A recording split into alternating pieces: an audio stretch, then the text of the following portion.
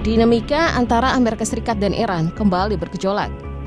Bukan karena lontaran rudal atau serangan drone, melainkan akibat sebuah kapal tanker yang dipaksa keluar jalur, lalu disita di kawasan paling krusial dalam perputaran minyak dunia. Peristiwa ini memunculkan satu pertanyaan besar, sampai di mana lonjakan situasi ini akan berhenti? Dan apakah kita sedang menyaksikan pembukaan dari sebuah konflik besar yang sebenarnya? Untuk melihat seberapa genting keadaan ini, kita perlu melusuri apa yang sebenarnya berlangsung di laut pada hari itu. Penyitaan tersebut bukan kejadian spontan yang datang dari ketidaksengajaan. Kapal tanker Talara yang berlayar dengan bendera Kepulauan Marshall dihentikan oleh Angkatan Laut Iran saat melintasi Selat Hormuz. Saat itu, kapal tersebut sedang membawa sekitar 30.000 ton produk petrokimia dalam perjalanan menuju Singapura. Semua bergerak sangat cepat. 3 perahu kecil Iran tiba-tiba memotong jalur, memaksa Talara mengubah arah ke dalam wilayah perairan Iran. Pusat Operasi Perdagangan Maritim Inggris kemudian memastikan bahwa tindakan ini melibatkan otoritas negara, bukan aksi kriminal seperti biasanya. Dari detik pertama penyergapan sampai kapal benar-benar dikuasai, semuanya terjadi begitu singkat, hingga membuat dunia langsung mengalihkan pandangannya ke kawasan tersebut.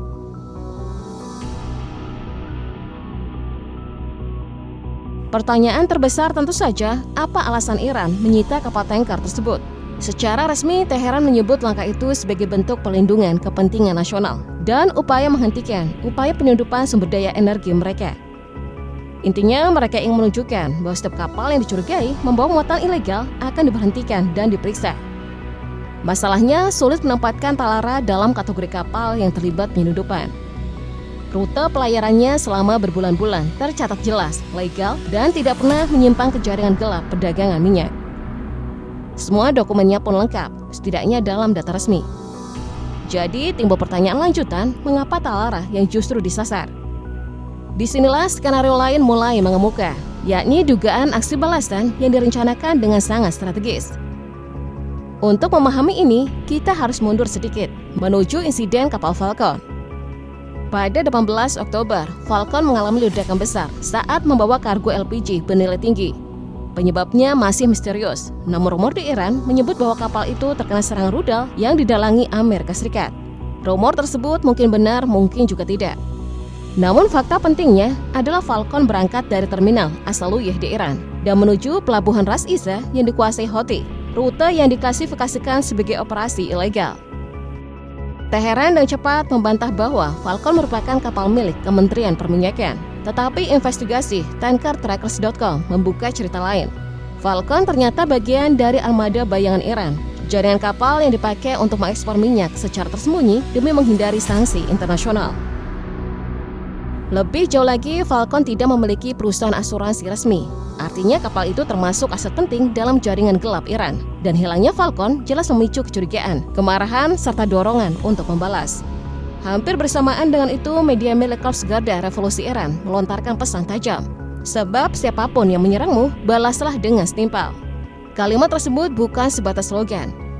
Ketika Iran kemudian menangkap Talara dan mengumumkan pemeriksaan muatan, dokumen, dan izin berlayarnya, tindakan ini tampak seperti upaya menyeimbangkan kerugian akibat hilangnya Falcon. Pesannya terasa tegas, kapal kami hilang, maka kami ambil kapal yang nilainya sebanding. Namun motif Iran tidak berhenti sampai di sana. Muncul pertanyaan lanjutan, mengapa Talara yang dipilih? Setelah ditelusuri, Talara ternyata berada di bawah kepemilikan Pasha Finance, perusahaan yang dikendalikan keluarga Ilham Aliyev, Presiden Azerbaijan. Fakta ini langsung mengubah arah analisis. Azerbaijan adalah sekutu dekat Israel, serta salah satu pemasok minyaknya. Sebaliknya, Israel menyediakan teknologi persenjataan untuk Azerbaijan. Ditambah lagi ada pertemuan strategis Azerbaijan-Amerika Serikat belum lama ini, hal yang pastinya menambah kegelisahan Iran. Karena itu, penyitaan Talara bukan sekedar operasi keamanan ataupun aksi balas dendam biasa. Ini adalah pesan geopolitik yang diarahkan langsung ke Azerbaijan dan secara tidak langsung ke Israel. Bahkan langkah ini bisa dibaca sebagai pemanasan menuju opsi ekstrem, menutup Selat Hormuz. Jika sampai terjadi, harga minyak global berpotensi meroket hingga $200 per barel. Sebuah pukulan ekonomi yang menghantam musuh-musuh Iran tanpa harus menembakkan satupun peluru. Respon Amerika Serikat muncul hampir seketika. Tidak butuh waktu lama sebelum MQ-40 Triton, drone pengintai maritim tercanggih milik Angkatan Laut Amerika Serikat, mulai berpatroli di sekitar titik penyitaan Talara. Triton mampu berada di udara lebih dari 24 jam tanpa henti, menyapu area laut yang luas dan memberikan gambaran situasi secara real-time.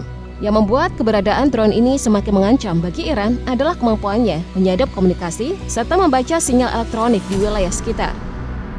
Dengan kata lain, Amerika Serikat bukan sekedar memantau, mereka sedang mengumpulkan data yang bisa menjadi bukti.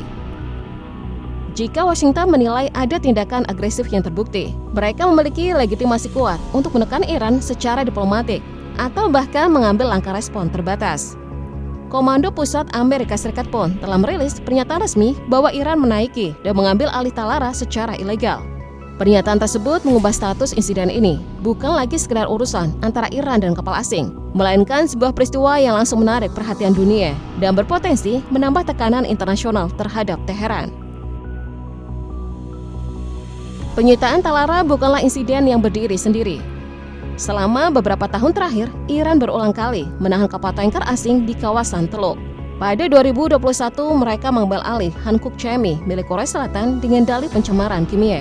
Setahun kemudian, tepatnya Mei 2022, dua kapal Yunani ikut ditahan sebagai aksi balasan atas penyitaan minyak Iran oleh otoritas Yunani. Tahun 2023, giliran Yofi berbendera Panama. Sementara pada April 2024, kapal Advantage Suite dari Pulau Marshall menjadi target berikutnya. Belum lagi gangguan rutin di Selat Hormuz. Dalam 2 tahun terakhir saja, setidaknya ada lebih dari 15 kapal internasional yang diganggu atau dipaksa berbelok oleh Iran. Polanya hampir selalu sama, tindakan balasan atau tekanan diplomatik terselubung. Iran menjadikan kapal-kapal ini sebagai alat negosiasi, sering menahannya sembari mengajukan tuntutan tertentu kepada negara pemilik sebelum kapal dilepas kembali. Semua ini berlangsung di tengah hubungan Iran-Amerika Serikat yang terus memanas. Situasi makin bergejolak setelah Donald Trump pada awal November mengklaim dirinya berada di balik serangan awal Israel terhadap Iran selama perang 12 hari. Berlawanan dengan pernyataannya sebelumnya bahwa Israel bertindak tanpa koordinasi. Dengan latar seperti ini, penyitaan Talara terlihat sebagai bagian dari pola yang lebih besar. Iran semakin berani memanfaatkan Selat Hormuz sebagai instrumen tekanan geopolitik. Dan setiap insiden baru menambah alasan bagi komunitas internasional untuk khawatir bahwa jalur minyak terpenting dunia ini bisa berubah menjadi pemicu krisis global berikutnya. Di antara semua dinamika yang memanas, Selat Hormuz kini menjadi titik yang benar-benar menyedot perhatian dunia. Bukan tanpa alasan, jalur sempit ini memegang peran yang nyaris tidak tergantikan sebagai rute utama distribusi energi global. Ia menjadi satu-satunya pintu keluar dari Teluk Persia menuju Samudra Hindia. Dan setiap hari, hampir 20% konsumsi minyak dunia serta pasokan besar LNG mengalir melewatinya. Menariknya, sekitar 83% dari minyak yang menyeberang Selat Hormuz dikirim ke berbagai negara di Asia.